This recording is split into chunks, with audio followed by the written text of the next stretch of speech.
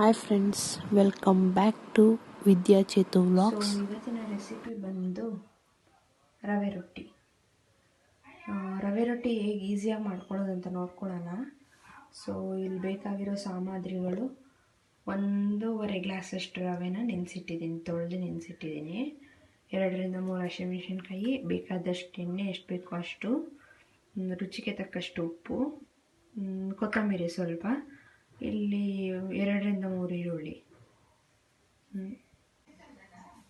So ರವೆ ಕಲಿಸ್ಕೊಳ್ಳೋಣ. ಇವಾಗ ಈರುಳ್ಳಿ ಕಟ್ ಮಾಡಿ ಇಟ್ಕೊಂಡಿರೋಂಥದ್ದು ಈರುಳ್ಳಿ,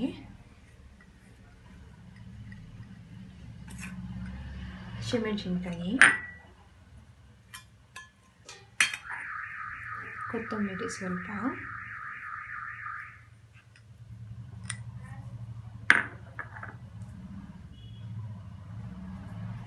ರುಚಿಗೆ ತಕ್ಕಷ್ಟು ಉಪ್ಪು ನನ್ನ ಕೈಯಲ್ಲೇ ಹಾಕ್ತೀನಿ.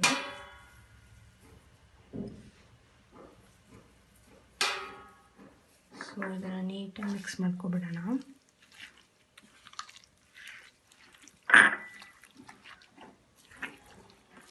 ರವೆ ಎಷ್ಟು ಚೆನ್ನಾಗಿ ನೆಂದಿರುತ್ತೋ ಅಷ್ಟು ಚೆನ್ನಾಗಿ ಬರುತ್ತೆ ರೊಟ್ಟಿಗೆ.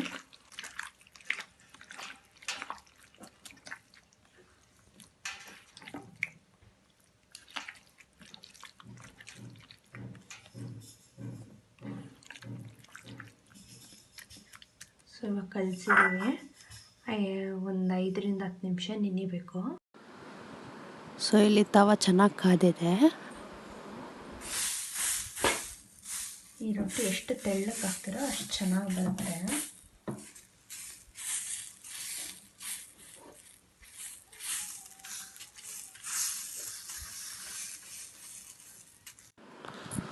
ಸೊ ಇದು ತುಂಬ ಸಿಂಪಲಾಗಿ ಮಾಡ್ಕೋಬೋದು, ತುಂಬ ಈಸಿಯಾಗಿ ಕಮ್ಮಿ ಇಂಗ್ರೀಡಿಯೆಂಟ್ಸಲ್ಲಿ ಮಾಡ್ಕೋಬೋದು.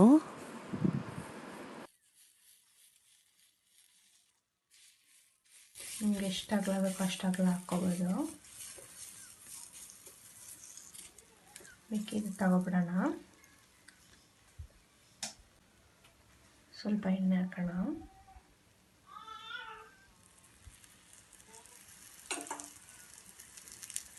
ಒಂದು ಸ್ಪೂನಷ್ಟು ಎಣ್ಣೆ ಹಾಕೋಣ.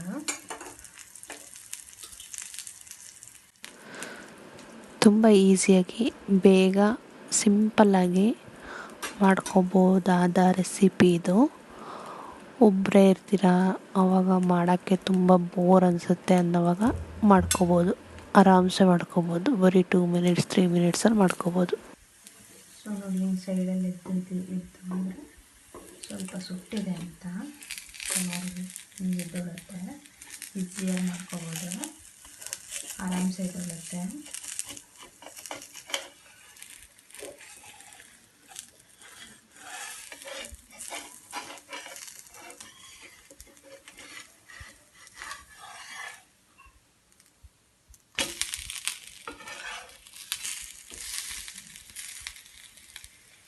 ಕ್ರಿಸ್ಪಿಯಾಗಿ ಸಾಫ್ಟಾಗಿ ಟೇಸ್ಟಿಯಾಗಿರುತ್ತೆ. ಇದು ತುಂಬ ಕಮ್ಮಿ ಇಂಗ್ರೀಡಿಯೆಂಟ್ಸಲ್ಲಿ ಮಾಡೋದು.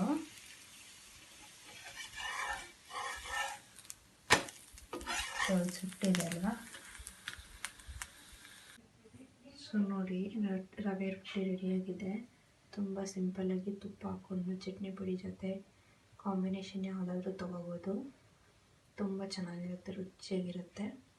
ಸೊ ವಿಡಿಯೋ ಇಷ್ಟ ಆಗಿದ್ದರೆ ವಿದ್ಯಾ ಚೇತು ವ್ಲಾಗ್ಸ್ನ ಸಬ್ಸ್ಕ್ರೈಬ್ ಆಗಿ, ಬೆಲ್ ಐಕನ್ ಪ್ರೆಸ್ ಮಾಡಿ, ಲೈಕ್ ಮಾಡಿ, ಶೇರ್ ಮಾಡಿ, ಫಾಲೋ ಮಾಡಿ. Thank you friends.